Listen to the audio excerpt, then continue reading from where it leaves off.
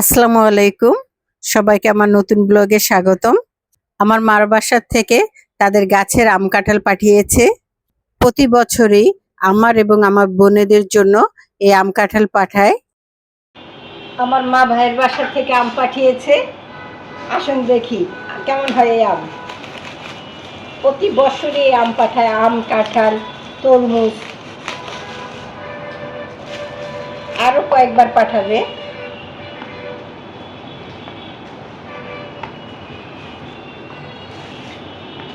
আমের দিনে আম, কাঁঠাল, লিচু, তরমুজ সবই পাঠাবে।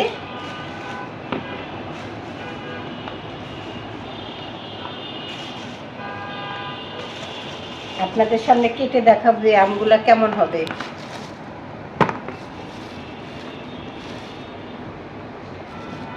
মনে করে একটু পানি নিয়ে আসো। আমগুলো দেখতে খুবই সুন্দর, আশা করি খেতেও মজা হবে, মিষ্টি হওয়ার কথা।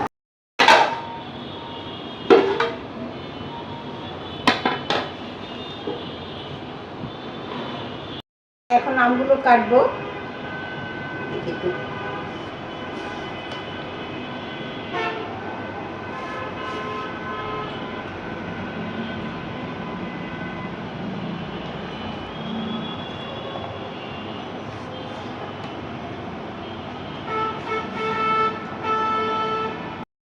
কাটা হয়ে গেছে, খেয়ে দেখি চলেন কেমন।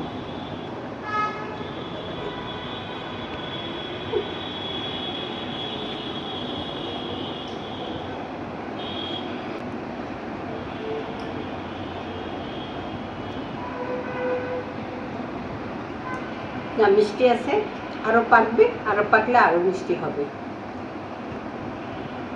বাবা বাড়ি থেকে কাঁঠাল পাঠিয়েছে, এখন এই কাঁঠালটা ভাঙবো। এই কাঁঠালটা এত স্বাদ, না খেলে কেউ বুঝতেই পারবে না। খেতে অনেক অনেক মজা। যারা যারা আমাদের বাসার কাঁঠাল খেয়েছে তারা জানে যে কাঁঠালটা অনেক মজা। হ্যাঁ, কাঁঠালটা অনেক মিষ্টি। কাঁঠালটার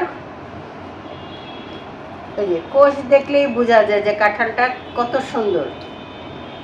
আর যে খাবে সে তো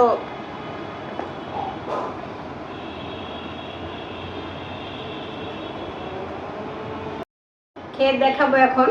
খুবই মিষ্টি, এই কাঁঠালগুলো খুবই মিষ্টি এবং খুবই রসে ভরা।